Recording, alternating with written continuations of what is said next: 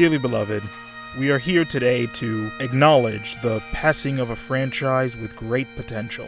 A franchise that just wanted to do its best, that attempted to entertain and did in fact inspire a series of very interesting fan art.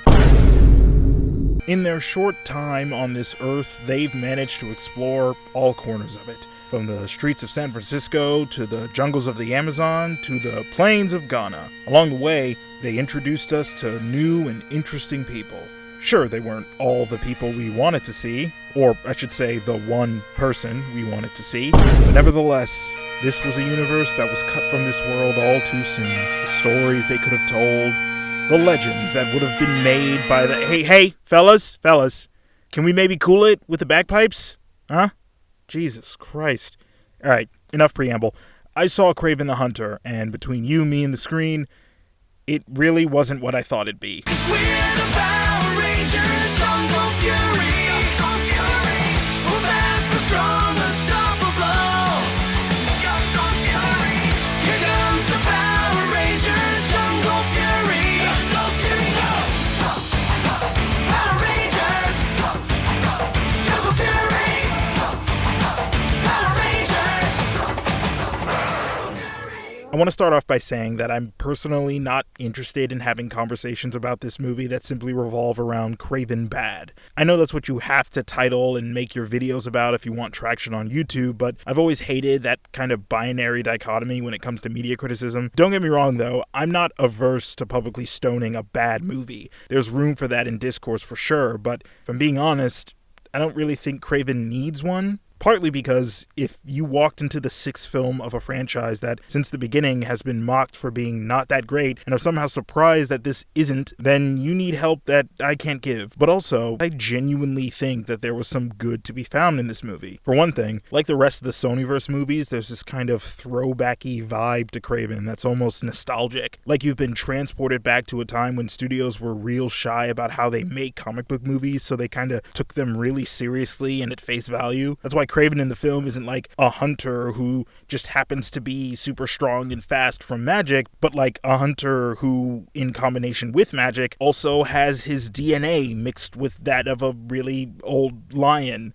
There's even a blood and DNA moving around scene, like in the opening of the first X-Men film, or more accurately, the first Spider-Man film. He can not talk to animals, but like they recognize him as one of their own. Like he'd be in a clearing and he sees a wolf pass by and he gives him a knowing nod, and the wolf is like, "Yer," and then, goes about his day. He's kind of like Aquaman, but for land animals. There's also a weird grounding of other characters in the film. His love interest, and I hesitate to say that mainly because before the movie just stops, their relationship isn't fleshed out any further than it's transactional. She does things for him and he says thank you. Her name is Calypso, and unlike her comic counterpart, who's a straight up witch, she's just a lawyer here. There's a brief mention of her potential in a flashback with her grandmother towards the beginning of the movie where she makes a mention to the fact that she comes from a long line of powerful women, but that's about it. And like a lot of other things in this movie, it doesn't really go anywhere or mean anything outside of a third act, "Hey, I saved you with this thingy we teed up here, thus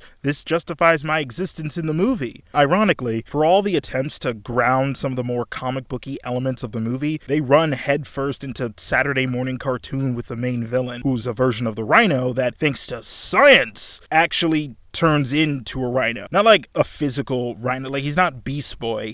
Why am I explaining the Rhino to you? He's the Rhino, you know him. Here, he's not a man in a metal robotic rhino war suit or a man in a rhino costume. This movie turns the Rhino essentially into Rocksteady from Teenage Mutant Ninja Turtles. Or Bebop, the Rhino. Again, why am I explaining this to you? The Rhino one. He's also maybe the best character in the entire movie, at least to me. In every one of these Spider-Man minus Spider-Man movies, there's always one actor and their character who completely understands what movie they're in. Alessandro Nivola's version of Alexei Saksevich is probably my favorite version of the character ever, if for nothing else, the fact that there's a weird amount of wacky personality he decides to inject the character with. It's like a more subdued version of what Paul Giamatti was doing in The Amazing Spider-Man 2.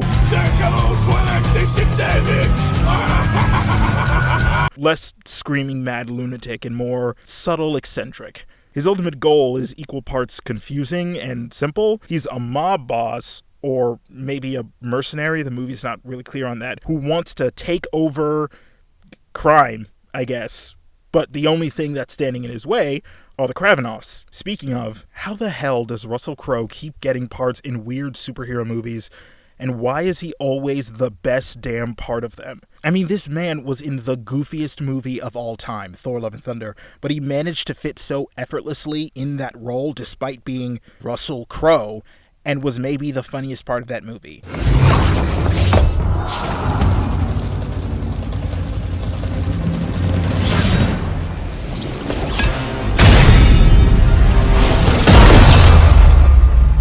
No!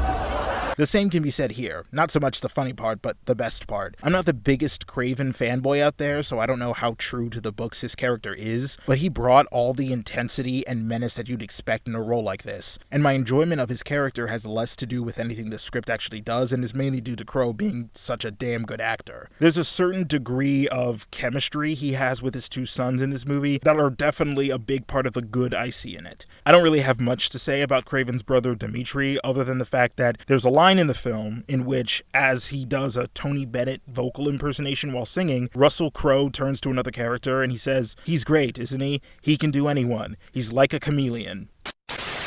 Like, do you get it? He's like a chameleon because he is the chameleon.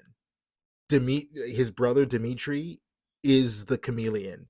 He said he's like a chameleon because in the comics he is the chameleon.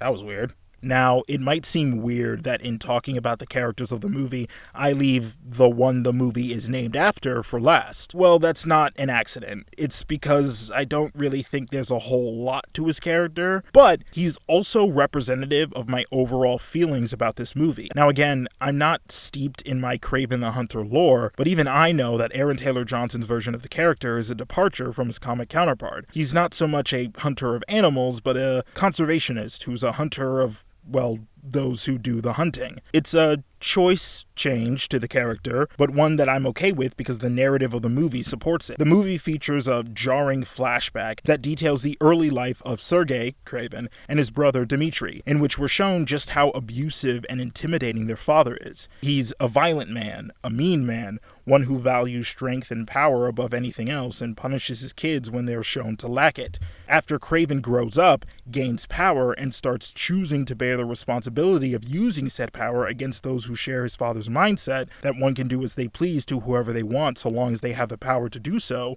is a character change that not just works as justification for his anti-hero turn in this movie, but sets up a rather interesting dynamic that could be followed up if, say, the character interacts with another hero whose ethos about power and responsibility are woven into the web of his very being. It's Spider-Man. I'm talking about Spider-Man. I said the thing with the webs because Spider-Man, if you look on his costume, he shoots the webs. And all of this is to say that despite the flaws in character and even writing of the movie, there are a lot of things that I enjoy that make this movie more than the flop I'm sure many people will tout the movie as. The dynamic and story between Kraven, his brother Dimitri, and his father at the center of the film, while lacking, has enough there to make the scenes with them have a degree of weight to me. Kraven's story is a classic one of sons wanting nothing more than to not be like their fathers, and in their attempt to change their inevitable fate, they end up succumbing to it and becoming as bad, if not worse, than their parents. Dimitri's turn to villainy ties into the whole those with power theme the movie plays with, and takes an admittedly underdeveloped character and by the end sets him on a journey that I'd really like to see pay off in some way.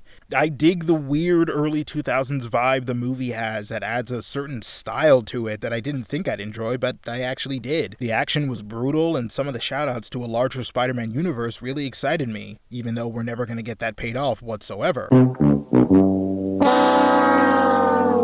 This was a fun movie. I'm sure people will question my taste because I'm saying Kraven wasn't as bad as I thought it would be, but I'm okay with that. I like what I like. Though, as an olive branch to those who are more against this movie than I am, I'll end this review saying this. While I do enjoy many of the attempts this movie makes at telling a larger, more compelling story, all that really does go out the window the minute you watch an extended scene where Aaron Taylor Johnson's character runs up a flight of stairs on all fours, like a dog.